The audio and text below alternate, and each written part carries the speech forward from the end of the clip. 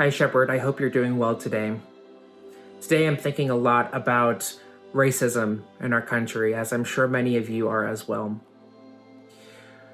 It was so great to see many of you on Monday at our 846 for 846 vigil, where we knelt for 8 minutes and 46 seconds, the same amount of time that the officer knelt on George Floyd's neck. During that time and since then, I've been reflecting a lot, of course, on the systems that I have been a part of that have contributed to a narrative of white supremacy or racism in this country. I've been thinking a lot about when I was a kid. The town that I grew up in was 1 square mile. It was a little farming community in an old coal mining town. And we were between two cities. To our north was Wilkes-Barre, a town with many people of color, predominantly black. To the south was Hazleton, a town with many Mexican and Puerto Rican immigrants. And the town that I grew up in did not look too kindly on those neighborhoods, on those cities. The school that I went to was filled with many white students who were not hesitant to show their racist colors. I think about that a lot, and then I think about our kids at Shepherd. I know many of our kids probably aren't talking about the events that have happened, and maybe some of them don't even know what's been going on.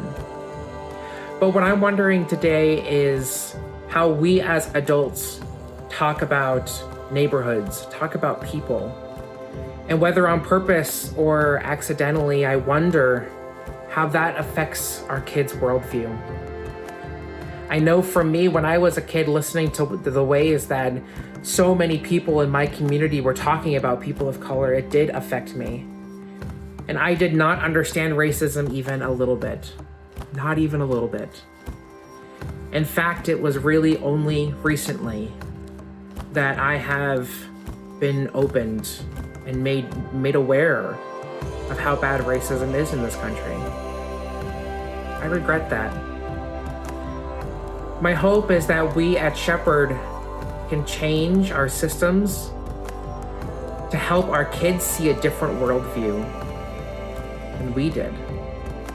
I know many of our kids are able to go to schools that have many cultures and people of color and different backgrounds in them. I think that's wonderful. It's an opportunity I never had.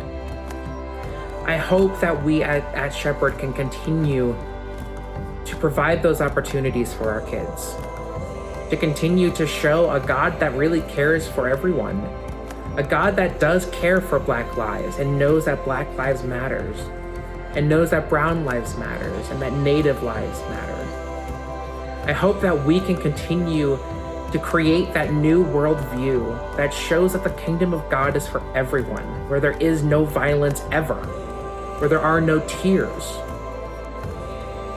I hope that we can continue to do that we can continue to combat racism, to combat white supremacy. I hope that we can change our own system at Shepherd to be able to include many more voices, many more backgrounds and stories, many more perspectives of who God is. One thing I know for sure is that I am grateful for each and every one of you. I am grateful that you continue to show care for our kids no matter what. And I'm grateful that we have a God that loves each and every one of us, and who does continue to lift up the backgrounds and stories of many, many people, and who is always with the oppressed and the marginalized. I'm grateful for all of it today. Peace be with you.